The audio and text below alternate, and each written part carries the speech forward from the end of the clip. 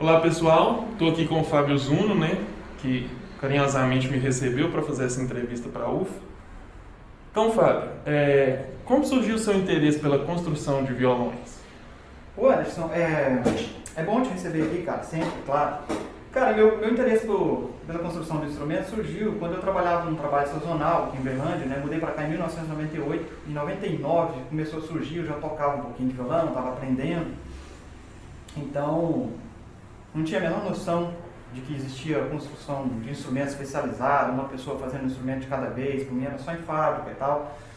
E eu resolvi fazer, sem ter a menor noção que existiam luthiers pelo mundo, sabe? Fazendo instrumentos. Naquela época não tinha tanto luthier quanto tem hoje no Brasil, lógico, né? O instrumento era muito caro, né? Um instrumento de luthier naquela época era muito pouco a gente podia comprar. Pelo menos era assim que era falado, né? Então, cara, em 99 eu comecei meu interesse por isso e surgiu. Eu sempre fui construtor de coisas, sempre construí meus próprios brinquedos, sempre tive habilidade, trabalhava em empregos que eram de trabalhar com manutenção e tal, essas coisas. Então, nesse período de ociosidade, eu acabei querendo desenvolver e acabei fazendo um instrumento com cordas de aço. Para mim, eu achava que era maravilhoso, né? Na época, hoje a gente sabe que era muito simples, não tinha muito conhecimento, não tinha muita informação, não tinha que buscar, nem internet tinha direito.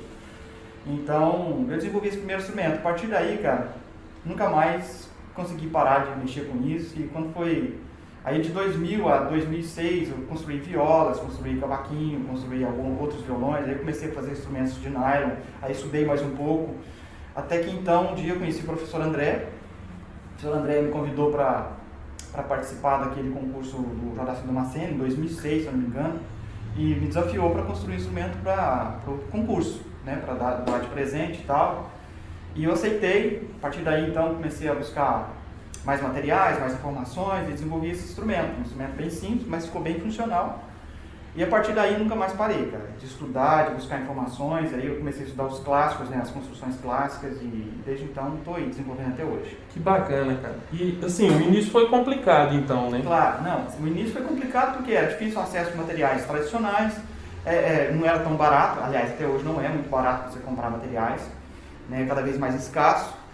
Hoje em dia existem muitos fornecedores especializados no Brasil que fornecem esses materiais que já facilita muito, mas na época não. Então a gente construía até muito sem informações, saber que tipo de material você usava e tal. Então a construção do violão clássico é muito complexa, por mais que a gente consiga formatar o instrumento, você obter o resultado é algo muito difícil. Então a gente tem que estudar muito, tem que se dedicar, tem que treinar, porque não adianta você só ter teoria, você tem que conseguir praticar aquilo que você teoriza, né? Então, no início realmente foi difícil. Ferramentas especializadas, por exemplo, que era muito difícil, até hoje ainda é um pouco, né? Tudo importado. Eu desenvolvi um pouco então essa habilidade de construir minhas próprias ferramentas. Conforme você vê na oficina, é cheia de ferramentas e objetos e gabaritos e coisas que eu mesmo crio, né, que facilita o meu trabalho, né, e eu faço sempre à mão, não tem nenhum equipamento CNC que o pessoal usa hoje e tal, para poder produzir sem praticamente colocar as mãos no instrumento. Então não tem isso, é tudo feito à mão mesmo, né. Até os meus cinzéis, meus formões, as minhas facas são construídas por mim mesmo. Que bacana. Você chegou a fazer algum curso? Não, eu nunca fiz um curso, nunca tive um tutor, sabe? Mas visitei alguns luthiers da época bem tradicionais, né?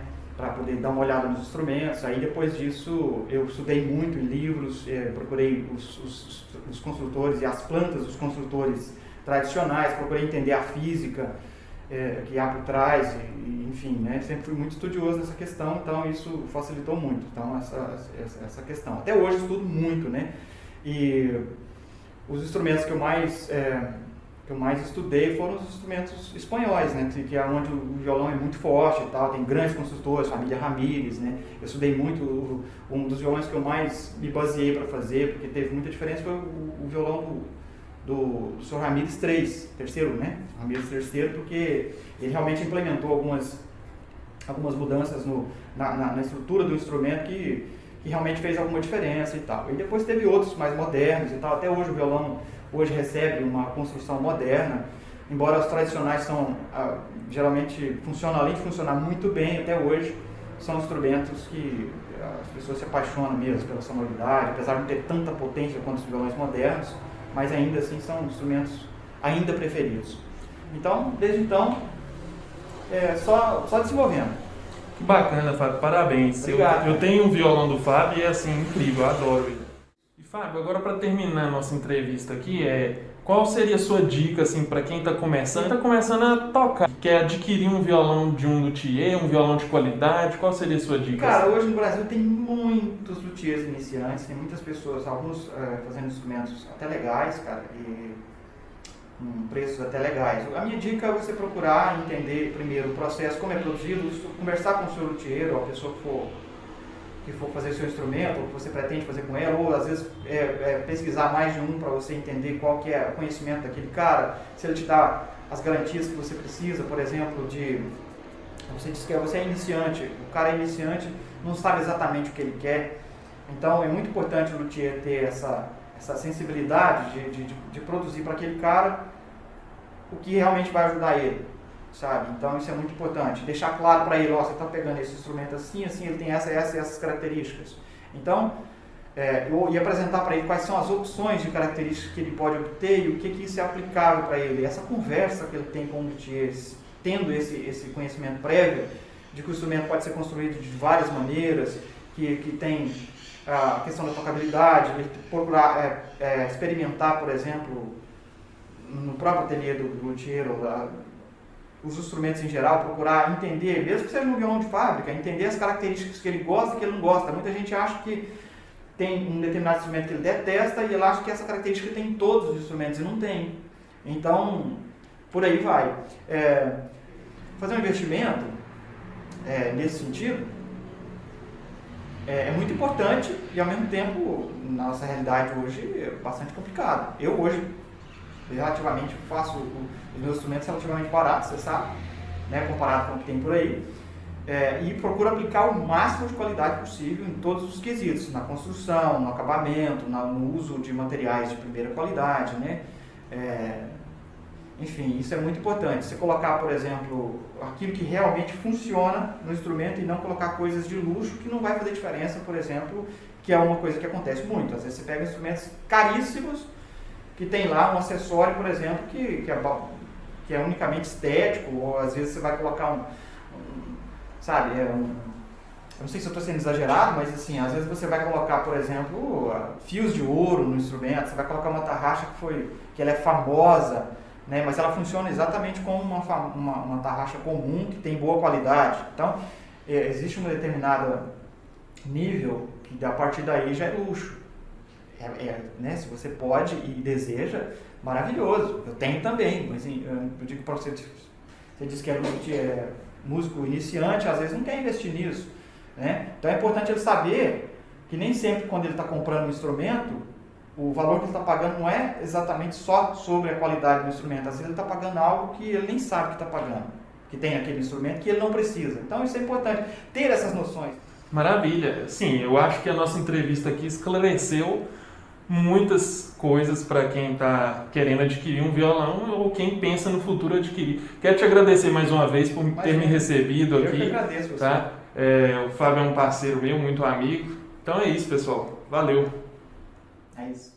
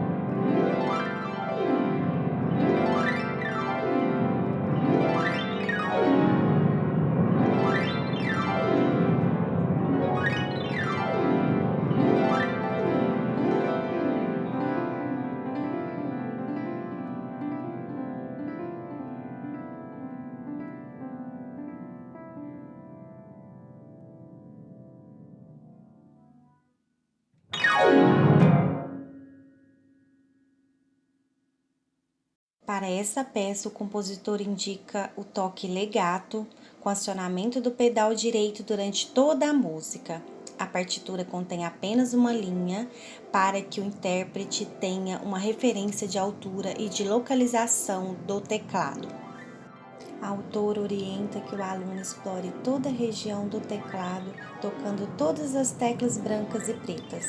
É um tipo de música que tem uma constância feita através de glissandos, com exceção do final da peça. Apesar da peça não ter uma fórmula de compasso, é necessário o intérprete sentir o pulso interno dela. O próprio movimento vai destacar o pulso, e a intérprete Mariana Mendes interpretou como se fosse uma onda. Nessa peça, vimos uma movimentação do corpo quase que como uma dança, e no final foi utilizado um gesto mais brusco, realizando um movimento de queda na execução do cluster. Esse volume de Kurtág apresenta uma valorização do elemento lúdico, a criação, a imaginação, além de ser traduzido em uma contemporaneidade com gestos, interdisciplinaridade, contribuições pedagógicas como prazer nos movimentos, onde tocar é brincar e jogar, utilizando a técnica estendida, com abordagens de toda a extensão e limites do piano, dando liberdade e iniciativa ao intérprete, possibilidade de experimentação, a abordagem do corpo com diferentes movimentos na performance.